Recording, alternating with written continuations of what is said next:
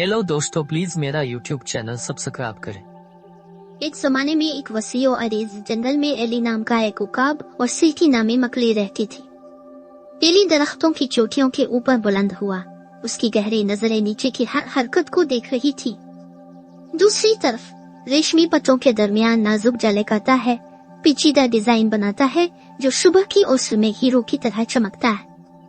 एक दिन जब एली जंगल के ऊपर से उड़ रहा था, उसने देखा कि सूरज की रोशनी में कुछ चमक रही है। तजस्सुस पैदा हुआ, वो छानबीन के लिए नीचे झपका। वहाँ एक ऊंचे बलूत के दरख्त में उसने सिल्की को एक नए जाल पर मुस्तैदी से काम करते देखा। सुबह बखैर सिल्की, एली ने आवाज दी। एक करीबी शाख पर खूबसूरती से उतरा। सुबह बखैर एली, सिल्की ने जवाब दिया। उसकी बहुत सी टांगे तेजी से चल रही है। आज तुम्हें यहाँ किस चीज ने नीचे लाया है?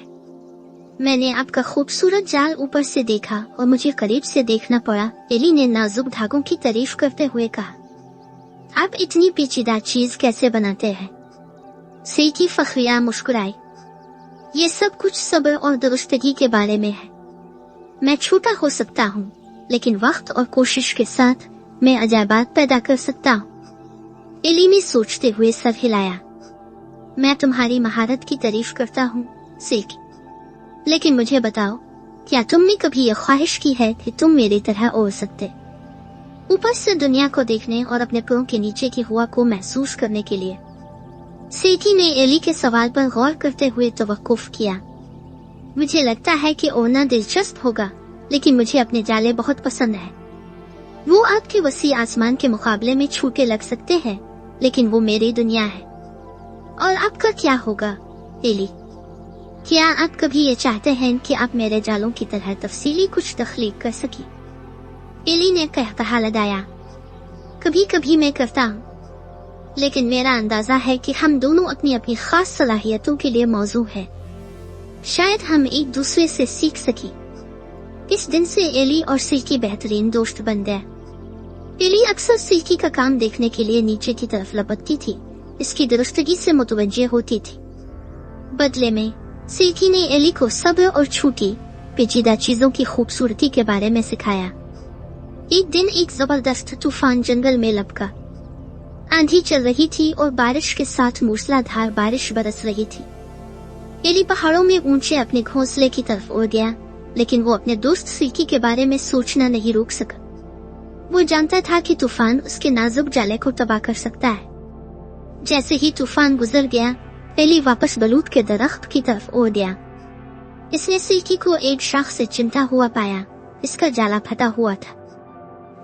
सिल्की, मैं आपके जाले के बारे में बहुत माजरत खा हूँ, एली ने इसका दिल भारी होते हुए कहा। सिल्की ने इसकी तरफ देखा और मुस्कुरा दी। ये ठीक है एली, मैं अभी एक नया बनाऊंगा। इस तूफान ने मुझे कुछ अहम दिखाया है। ये क्या है? एली ने मुतजस्सिस होते हुए पूछा। इससे कोई फर्क नहीं पड़ता कि मेरा जाल कितनी ही बार तबाह हो जाए, मैं हमेशा इसे दोबारा बना सकता हूँ, और हर बार ये मजबूत और खूबसूरत होता जाता है, सिल्की ने अज़्म के साथ कहा।